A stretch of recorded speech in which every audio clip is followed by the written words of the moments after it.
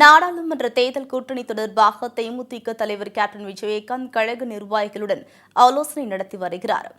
சென்னை கோயம்பேட்டில் உள்ள தேமுதிக தலைமை கழகத்தில் தேமுதிக அவசர ஆலோசனைக் கூட்டம் கேப்டன் விஜயகாந்த் தலைமையில் தொடங்கியது. இந்த கூட்டத்தில் நாடாளுமன்ற தேர்தல் கூட்டணி தொடர்பாக விவாதிக்கப்பட்டு வருகிறது. இந்த கூட்டத்தின் முடிவில் கூட்டணி தொடர்பான முக்கிய அறிவிப்பை கேப்டன் வெளியிடுவார் என்று எதிர்பார்க்கப்படுகிறது. இந்த ஆலோசனைக் கூட்டத்தில் அவைத்தலைவர் டாக்டர் இளங்கோவன், கழக பொருளாளர் திருமதி பிரேமலதா விஜயகாந்த், கொள்கை பரப்பு செயலாளர் அழகாபுரம் மோகன்ராஜ், துணை செயலாளர்கள் LK சுதீஷ், பார்த்தசாரதி மற்றும் தலைமை கழக நிர்வாகிகள், உயர்மட்ட குழு உறுப்பினர்கள், கழக அணி செயலாளர்கள், கழக துணை செயலாளர்கள், மாவட்ட கழக செயலாளர்கள் உள்ளிட்டோர் பங்கேற்றுள்ளனர்.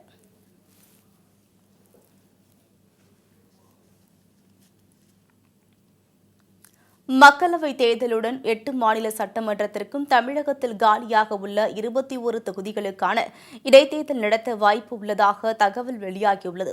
இதற்கான தேதி வெள்ளிக்கிழமை வெளியிட தேர்தல் ஆணையம் முடிவு செய்துள்ளது. 16வது மக்களவையின் பதவிக்காலம் முடிவடைவதால் புதிய மக்களவைக்கான தேர்தல் வரும் ஏப்ரல், மே மாதங்களில் நடைபெறுகிறது. இதற்கான அதிகாரப்பூர்வ அறிவிப்பு இன்னும் சில தினங்களில் வெளியிடப்படும் என்று எதிர்பார்க்கப்படுகிறது. ஆந்திரா, ஒடிசா, சிக்கிம், அருணாச்சல பிரதேசம் ஆகிய 4 மாநில சட்டமன்றங்களின் பதவிக்காலமும் முடிவடைவதால் மேற்கண்ட 4 மாநிலங்களுக்கும் மக்களவைத் தேர்தலுடன் சேர்த்து தேர்தல் நடத்த தேர்தல் ஆணையம் ஏற்பாடுகளை செய்து வருகிறது. காஷ்மீரில் முதல்வர் மெஹபூபா ராஜினாமா செய்ததால் அங்கு தற்போது ஆளுநர் ஆட்சிதான் நடைபெற்று வருகிறது. எனவே காஷ்மீரிலும் சட்டமன்ற தேர்தல் நடத்துவது குறித்து இன்றும் நாளையும் தேர்தல் ஆணைய அதிகாரிகள் ஆலோசனை நடத்தி வருகிறார்கள். இந்நிலையில் தற்போது பாகிஸ்தான் மீது இந்தியா நடத்திய தாக்குதலால் தங்களுக்கு அரசியல் ரீதியாக செல்வாக்கு அதிகரித்து உள்ளதாக கருதும் பாரதிய ஜனதா தலைவர்கள் பாஜக ஆட்சி நடைபெறும் மகாராஷ்டிரா, ஹரியானா, ஜார்க்கண்ட் ஆகிய மாநிலங்களின் சட்டமன்றங்களையும் முன்கூட்டியே கலைத்துவிட்டு மக்களவையுடன் சேர்த்து தேர்தல் நடத்த ஆலோசித்து வருவதாக கூறப்படுகிறது. அதேபோல் தமிழகத்தில் மொத்தம் 21 தொகுதிகள் காலியாக உள்ளது. இந்த இடைத்தேர்தலில் குறைந்தபட்சம் 9 இடங்களில் அதிமுக வெற்றி பெற்றால்தான் ஆட்சியை தக்க வைத்துக் கொள்ள முடியும் என்ற இக்கட்டான நிலை உள்ளது. எனவே மக்களவையுடன் சேர்த்து 21 தொகுதிகளிலும் இடைத்தேர்தலை சந்திக்க அதிமுக முன்வந்துள்ளதாக கூறப்படுகிறது.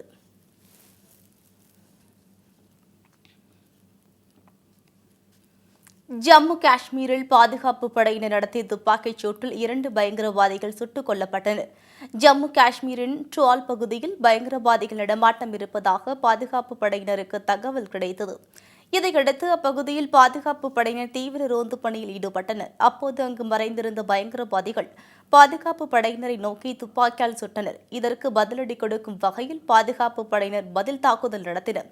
இரு தரப்பினருக்கும் இடையே நடைபெற்ற துப்பாக்கிச் சண்டையில் 2 பயங்கரவாதிகள் சுட்டுக் கொல்லப்பட்டுள்ளனர்.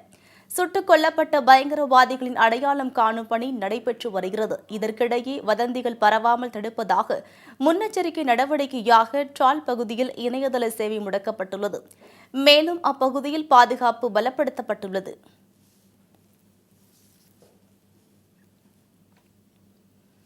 தமிழகத்தின் பல்வேறு போக்குவரத்து கழகங்களுக்கான 500 புதிய பேருந்துகளை முதலமைச்சர் எடப்பாடி பழனிசாமி தொடங்கி வைத்தார்.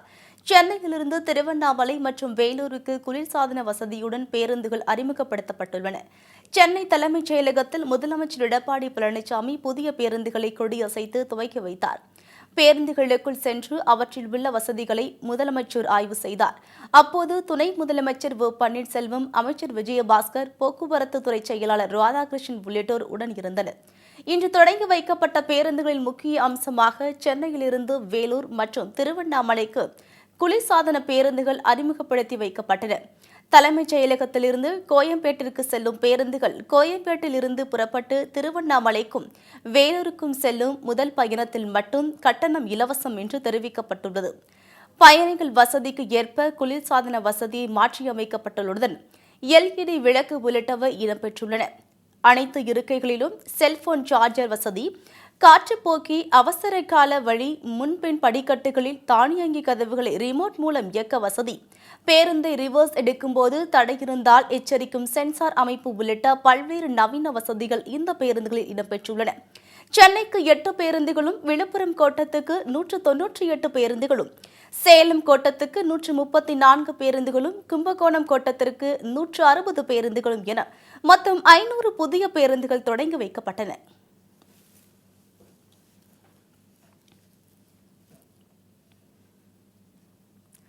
மார்க்சிஸ்ட் கம்யூனிஸ்ட் கட்சிக்கு திமுக கூட்டணியில் 2 தொகுதிகள் ஒதுக்கப்பட்டுள்ளது. மக்களவைத் தேர்தலை முன்னிட்டு அரசியல் கட்சிகள் தொடர்பான கூட்டணி பேச்சுவார்த்தையில் ஈடுபட்டு வருகின்றன.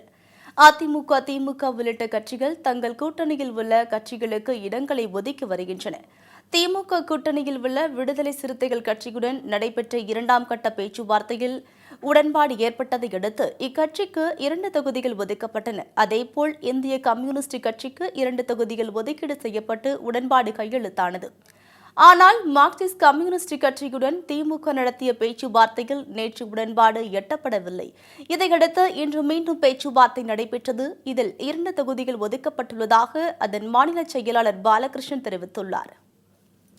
40 தொகுதிகளிலும் இணைந்து பணியாற்றுவது எனவும் நாங்கள் தீர்மானித்திருக்கிறோம் என்பதை தீர்மானித்து இன்றைக்கு திராவிட முன்னேற்ற கழக தலைவர்களோடு வந்து தெரிவித்தோம்.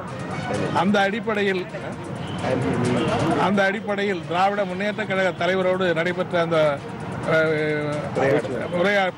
கலந்துரையாடலில் 2 தொகுதிகளுக்கு மார்க்சிஸ்ட் கம்யூனிஸ்ட் கட்சிக்கு ஒதுக்கப்பட்டு உடன்பாடு ஏற்பட்டிருக்கிறது என்பதை இந்த நேரத்திலே நான் மகிழ்ச்சியோடு தெரிவித்துக் கொள்ள. இதேபோல் மதிமுக பொதுச் செயலாளர் வைகோ ஏற்கனவே 2 கட்டமாக நடத்திய பேச்சுவார்த்தையிலும் இழுபறி ஏற்பட்டதால் இன்று மீண்டும் பேச்சுவார்த்தை நடத்தப்பட்டு வருகிறது. அதில் எத்தனை தொகுதி என்பது உறுதி செய்யப்படும் என தெரிகிறது. மேலும் கூட்டணியில் இருந்து வெளியேற முயன்ற ஜவாஹிருல்லாவின் மமகவை திமுக மீண்டும் பேச்சுவார்த்தை நடத்தியது. ஆனால் இதில் உடன்பாடு ஏற்படவில்லை.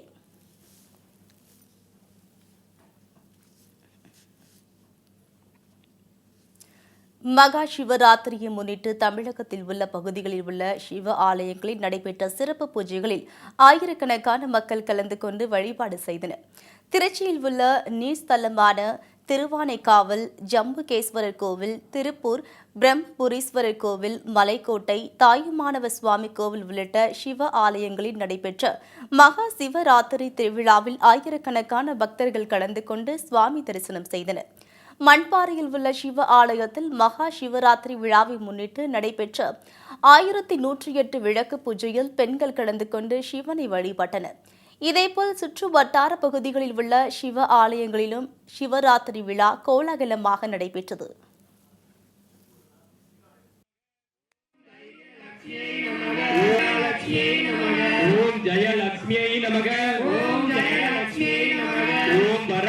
நமக ஓம் சௌபாகிய லட்சுமியே நமக ஓம் ஆதி லட்சுமியை நமக ஓம் ஆதி லட்சுமியே நமக ஓம் சந்தான லட்சுமியை நமக ஓம் மகேஸ்வரியே நமக ஓம் கல்யாணியை நமக ஓம் கல்யாணியை நமக.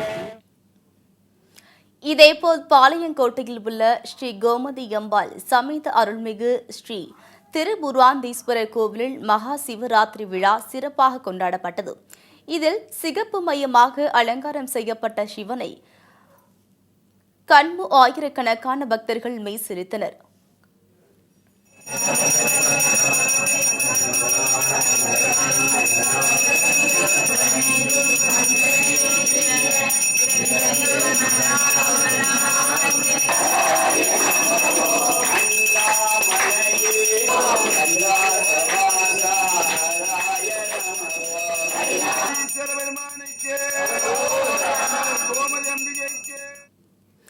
தேனி மாவட்டம் போடியில் உள்ள அருள்மிகு பரமசிவன் மலைக்கோவிலில் சிவராத்திரி முன்னிட்டு 501 பழங்களால் சிவனுக்கு சிறப்பு அலங்காரம் செய்யப்பட்டு இரவு முழுவதும் சிறப்பு வழிபாடு நடைபெற்றது.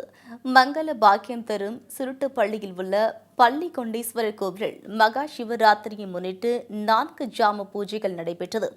இதைத் தொடர்ந்து இரவு முழுவதும் நடைபெற்ற கலை நிகழ்ச்சிகளை மக்கள் கண்டு களித்தனர்.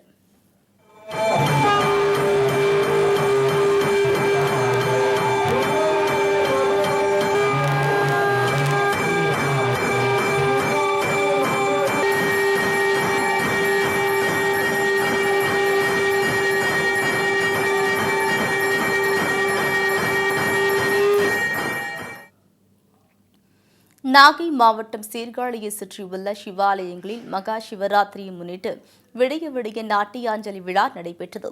சீர்காழியில் அமைந்துள்ள சட்டைநாதர் கோவில், வைத்தியநாத சுவாமி கோவில், பிரம்ம வித்யாம்பிகை சமேத ஸ்ரீ ஸ்வேதரண்யேஸ்வரர் கோவில் உள்ளிட்ட பல்வேறு சிவாலயங்களில் நடைபெற்ற சிவராத்திரி விழாவில் பல ஊர்களில் இருந்து வந்த நடன கலைஞர்கள் விடிய விடிய நடனமாடியது பக்தர்களை மெய்சிலிர்க்க வைத்தது. நாமக்கல் மாவட்டம் ராசிபுரத்தில் உள்ள ஸ்ரீ சதுர் வேதநாதர் ஸ்ரீ ஆவுடையார் திருக்கோவிலில் மகா சிவராத்திரி விழா சிறப்பாக கொண்டாடப்பட்டது. முன்னதாக சிவராத்திரியை முன்னிட்டு கால பூஜைகளும் கோவிலில் உள்ள அம்பாளுக்கு பல்வேறு அபிஷேகங்களும் நடைபெற்றது. இதில் கலந்து கொண்ட சுற்று வட்டார பகுதி மக்களுக்கு இவ்விழாவில் அன்னதானமும் வழங்கப்பட்டது. இரட்டை இலை சின்னத்தை OPS EPS தரப்புக்கு ஒதுக்கிய டெல்லி உயர்நீதிமன்றத்தின் தீர்ப்பை எதிர்த்து உச்சநீதிமன்றத்தில் டிடிவி தினகரன் தரப்பில் மேல்முறையீடு செய்யப்பட்டுள்ளது. இந்த மனு விரைவில் விசாரணைக்கு வரும் என்று எதிர்பார்க்கப்படுகிறது. முன்னதாக முதல்வர் எடப்பாடி பழனிசாமி, துணை முதல்வர் பன்னீர்செல்வம் தரப்புக்கே இரட்டை இலை சின்னம் என்று டிடிவி தினகரன் தொடர்ந்த வழக்கில் டெல்லி உயர்நீதிமன்றம் கடந்த வாரம் அதிரடி தீர்ப்பு வழங்கியது. தாம்பரம் திருநீர்மலை சாலையில் மத்திய அரசு திட்டத்தின் கீழ் அப்பகுதி மக்கள் பயன்படுத்தும் வகையில் கட்டப்பட்ட நம்ம டாய்லெட் கழிவறையில் திடீரென தீப்பற்றி இருந்தது. இதை கண்ட அப்பகுதி மக்கள் தாம்பரம் தீயணைப்பு துறையினருக்கு தகவல் தெரிவித்தனர். மேலும் அப்பகுதியில் மின்சாரம் துண்டிக்கப்பட்டது. ஆனால் தீயணைப்பு வீரர்கள் வர தாமதமானதால் அவ்வழியாக வந்த தனியார் குடிநீர் லாரி மூலம் தீயை அணைத்து நிலைமையை சரி செய்தனர். இதுகுறித்து போலீசார் வழக்கு பதிவு செய்து மின்கசிவு காரணமாக அல்லது மர்ம நபர்களால் தீ வைக்கப்பட்டதா என்பது குறித்து விசாரணை மேற்கொண்டு வருகின்றனர். மலேசியாவிலிருந்து திருச்சி விமான நிலையத்திற்கு வந்த மலிண்டோ விமானத்தில் பயணம் செய்த பயணிகளின் உடைமைகளை மத்திய வான் நுண்ணறிவு பிரிவு அதிகாரிகள் சோதனை செய்தபோது சுரேஷ் முத்தமிழ் என்ற பயணி மறைத்து எடுத்து வந்த 6,46,464 ரூபாய் மதிப்புள்ள 208 கிராம் எடையுள்ள 2 தங்கச் சங்கிலி, ஒரு பிரேஸ்லெட் பறிமுதல் செய்து அவரிடம் விசாரணை நடத்தி வருகின்றனர். திருவள்ளூர் அருகே பேரண்டூரில் தனிநபர் கழிப்பிடம் கட்டியதில் முறைகேடு செய்ததாக ஊராட்சி செயலர் மீது புகார் எழுந்துள்ளது. எல்லாபுரம் ஒன்றியத்திற்கு உட்பட்ட பேரண்டூர் கிராமத்தில் ஊராட்சி செயலாளராக உள்ளவர் 135 நபர்களுக்கு தனிநபர் கழிவறை கட்டி முடிக்காமலேயே கடந்த 2 ஆண்டுகளாக பொய்யான கணக்குகளை எழுதி பல லட்சம் ரூபாய் கையாடல் செய்த சம்பவம் அதிர்ச்சியை ஏற்படுத்தியுள்ளது. உளுந்தூர்பேட்டை அருகே குடித்தண்ணீரில் கழிவுநீர் கலந்து வருவதால் பல்வேறு தொற்று நோய்கள் பரவ வாய்ப்புள்ளதாக பொதுமக்களிடையே அச்சம் ஏற்பட்டுள்ளது. அங்குள்ள வண்டிப்பாளையம் கிராமத்தில் 1000த்திற்கும் மேற்பட்ட மக்கள் வசித்து வருகின்றனர். இந்த கிராம மக்களுக்கு அங்குள்ள கிணறு ஒன்றிலிருந்து குடிநீர் விநியோகம் செய்யப்படுகிறது. இந்த குடிநீர் கிணறு திறந்த வெளியில் இருப்பதனால் கழிவுநீர் கலந்து விடுவதாகவும் சுகாதாரமற்ற தண்ணீரை குடித்ததால் பல்வேறு நோய்களுக்கு ஆளாவதாக மக்கள் புகார் தெரிவிக்கின்றனர். பழுப்பு மூட மாட்டாங்க. அது பழுப்பு ரொம்ப தண்ணி மூடாதான் தண்ணி கலங்கலாம் வருது. அந்த தண்ணி நாங்கள் குடிச்சிட்டு எப்படி நாங்கள் இருக்கிறது? அந்த தண்ணி கலன்னு இருக்குது. பேப்பர் போட்டு தூர்த்துடுறாங்க. அந்த தண்ணி நாங்கள் எப்படி குடிச்சு எங்களுக்கு பார்க்க தண்ணியே வரமாட்டேங்குது. நாங்கள் தெரு நாங்கள் ஓரத்தா இருக்குது. அவங்க பிடிச்சிக்கின்னு பழுப்பு மூட மாட்டேங்கிறாங்க. அப்படியே தண்ணி கலன்னு வருது. அந்த தண்ணி நல்லா இருக்க மாட்டேது. சிசிடிவி கேமராக்களை உடைக்கும் சமூக விரோதிகள் மீது கடுமையான நடவடிக்கை எடுக்கப்படும் என்று சென்னை மாநகர காவல் ஆணையர் விஸ்வநாதன் எச்சரிக்கை விடுத்துள்ளார். முன்னதாக சென்னை அண்ணாநகர் காவல் மாவட்டம் கோயம்பேடு சரகம் பகுதியில் 46-14 சிசிடிவி கேமராக்கள் பொருத்தப்பட்டு பணி நிறைவு விழா மற்றும் உயர் தொழில்நுட்ப வசதியுடன் கூடிய கட்டுப்பாட்டு அறையை சென்னை காவல் ஆணையர் AK விஸ்வநாதன் துவக்கி வைத்தார்.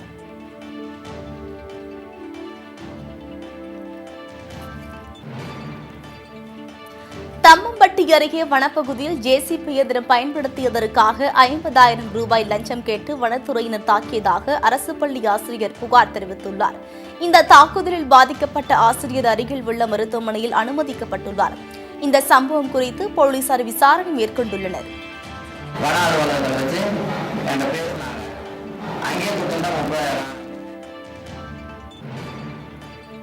புதுக்கோட்டை மாவட்டம் ஆலங்குடி அருகே உள்ள முத்துமாரியம்மன் கோவிலில் தீமிதி திருவிழா மற்றும் தேரோட்டம் நடைபெற்றது. இந்த தேரோட்டத்தில் சுற்று வட்டார பகுதியில் இருந்து ஏராளமான பக்தர்கள் கலந்து கொண்டு தேரை வடம் பிடித்து இழுத்தனர். மேலும் அழகு குத்தியும் காவடி எடுத்தும் தீ மிதித்தும் பக்தர்கள் தங்களது நேர்த்திக்கடனை செலுத்தினர். கிருஷ்ணகிரி மாவட்டம் பர்கூர் அருகே உள்ள சிந்தகம்பள்ளி ஊராட்சி ஒன்றிய நடுநிலைப் பள்ளியில் கல்வி சீர்வரிசை வழங்கும் விழா நடைபெற்றது. இப்பள்ளிக்கு தேவையான பீரோ, நாற்காலி, விளையாட்டுப் பொருட்கள் உள்ளிட்ட கல்வி உபகரணங்களை பள்ளியின் முன்னாள் மாணவர்கள் மற்றும் பொதுமக்கள் ஊர்வலமாக கொண்டு வந்து பள்ளி ஆசிரியர்களிடம் ஒப்படைத்தனர்.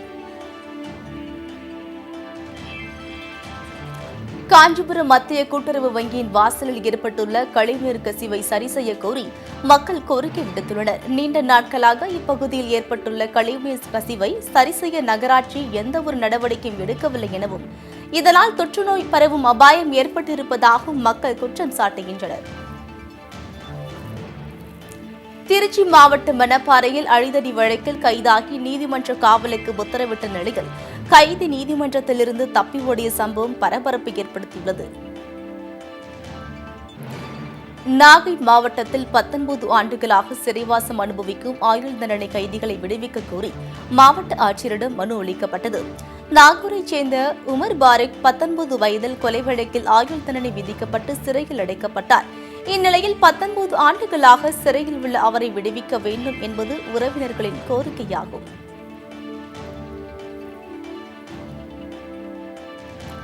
சென்னை திருவொற்றியூர் அடுத்த மணலி விரைவுச் சாலையில் விபத்து மற்றும் போக்குவரத்து நெரிசல் காரணமாக சுங்கச்சாவடி அகற்ற வலியுறுத்தி அனைத்து லாரிகள் சங்கங்கள் சார்பில் தீர்மானம் இயற்றப்பட்டது.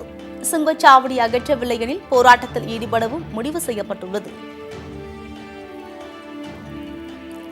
2017-18 ஆண்டிற்கான இன்சூரன்ஸ் தொகையை உடனடியாக வழங்க கோரி தஞ்சையில் விவசாயிகள் ஆர்ப்பாட்டத்தில் ஈடுபட்டனர். மாவட்ட ஆட்சியர் அலுவலகத்தில் நடைபெற்ற இந்த ஆர்ப்பாட்டத்தில் கஜா புயலால் பாதிக்கப்பட்டவர்களுக்கு உரிய நிவாரணம் வழங்க வேண்டும் உள்ளிட்ட பல்வேறு கோரிக்கைகள் முன்வைக்கப்பட்டது.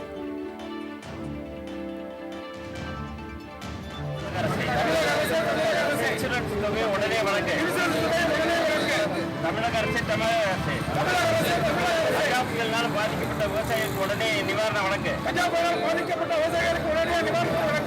வழங்கிது. 2017-18 இன்சூரன்ஸ் தொகையை உடனே வழங்கிது.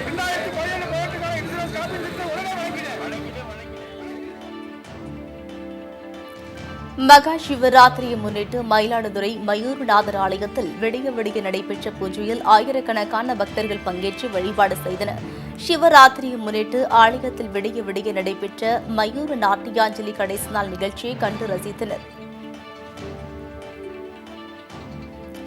ஜோலார்பேட்டை அருகே அடையாளம் தெரியாத வாகனம் மோதிய விபத்தில் தனியார் காவலாளி ஒருவர் பலியானார். திருப்பத்தூர் அடுத்த குறும்பர் காலனி பகுதியைச் சேர்ந்த அர்ஜுனன் அங்குள்ள தனியார் துணைக்கடையில் இரவு காவலராக பணியாற்றினார். இந்த நிலையில் வழக்கம் போல் வேலைக்கு சென்று அதிகாலை மிதிவண்டியில் வீட்டிற்கு வரும்போது அடையாளம் தெரியாத வாகனம் மோதி பலியானதாக கூறப்படுகிறது.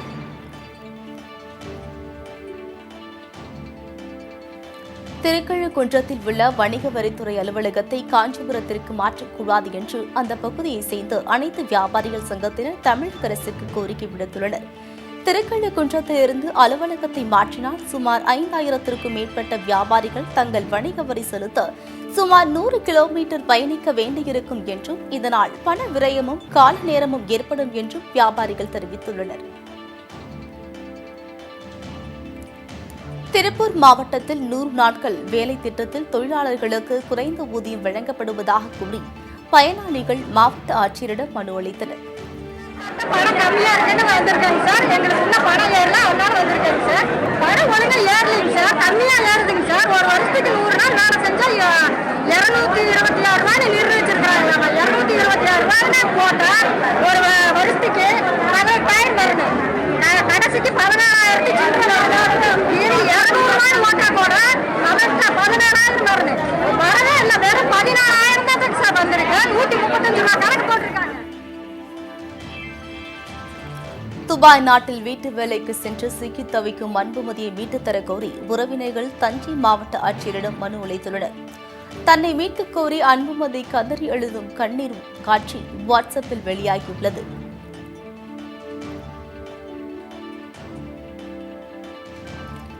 சிதம்பரம் நடராஜர் ஆலயத்தில் மகா சிவராத்திரி விழாவை முன்னிட்டு விடிய விடிய பரதநாட்டியம் நடைபெற்றது. இதேபோல் மாவட்டத்தின் பல்வேறு பகுதிகளில் அமைந்துள்ள சிவ ஆலயங்களில் சிவராத்திரி விழா விமர்சையாக கொண்டாடப்பட்டது. வடலூர் நகரில் உள்ள சிவனுக்கு சந்தன அபிஷேகம் மற்றும் அன்ன அபிஷேகம் நடைபெற்றது. இதை காண ஏராளமான பெண்கள் இரவு முழுவதும் கண் விழித்து சிவனை வழிபட்டனர்.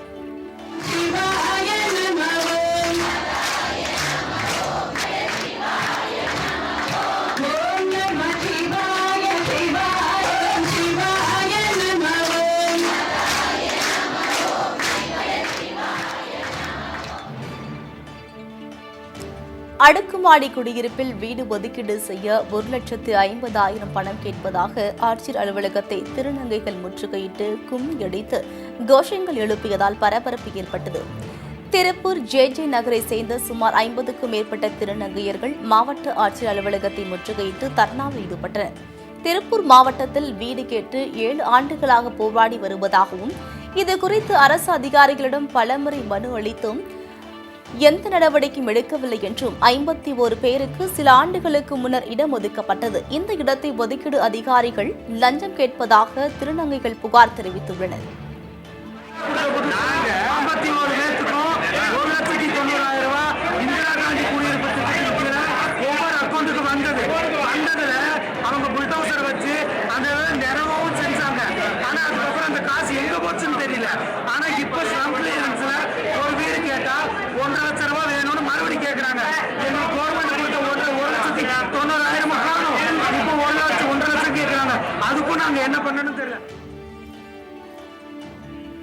விருதுநகர் மாவட்டம் அருப்புக்கோட்டை அருகே மனநலம் பாதித்த 17 வயது சிறுமியை பாலியல் வன்கொடுமை செய்து கர்ப்பமாக்கிய நபரை போலீசார் போக்சோ சட்டத்தின் கீழ் கைது செய்தனர். வெற்றிலை முருகன்பட்டி கிராமத்தை சேர்ந்த மனநலம் பாதிக்கப்பட்ட 17 வயது பெண்ணை அவரது உறவினரான கருப்பு என்பவர் கடந்த சில மாதங்களாக ஆடு மேய்ச்சலுக்கு கூட்டி சென்று பாலியல் வன்கொடுமை செய்ததாக கூறப்படுகிறது.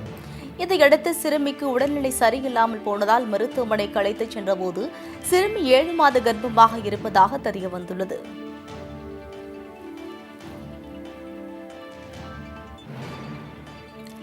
குடியாத்தம் அடுத்த கோபாலபுரம் பகுதியில் உள்ள ஸ்ரீ கங்கையம்மன் கோவிலின் 1ஆம் ஆண்டு கும்பாபிஷேகத்தை முன்னிட்டு ஸ்ரீ லீக் த ஹோமம் நிகழ்ச்சி நடைபெற்றது.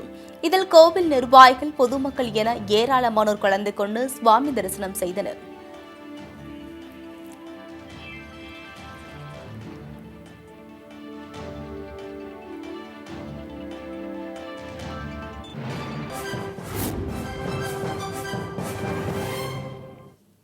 இந்தியாவுக்கான சிறப்பு வர்த்தக தகுதியை நிறுத்தப் போவதாக அதிபர் ட்ரம்ப் எச்சரிக்கை விடுத்துள்ளார்.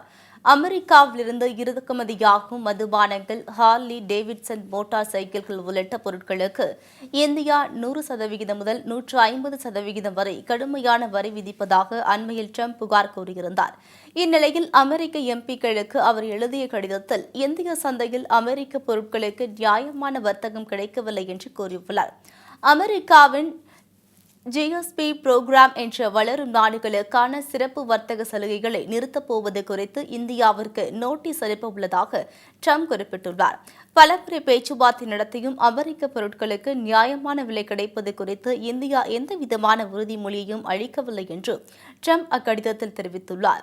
இதனைத் தொடர்ந்து வாஷிங்டனில் அமெரிக்க வர்த்தக பிரதிநிதி ராபர்ட் வெளியிட்டுள்ள அறிக்கையில் அதிபர் ட்ரம்பின் உத்தரவின் பெயரில் இந்தியா மற்றும் துருக்கிக்கான சிறப்பு வர்த்தக தகுதியை நிறுத்த முடிவு செய்திருப்பதாக தெரிவித்துள்ளார்.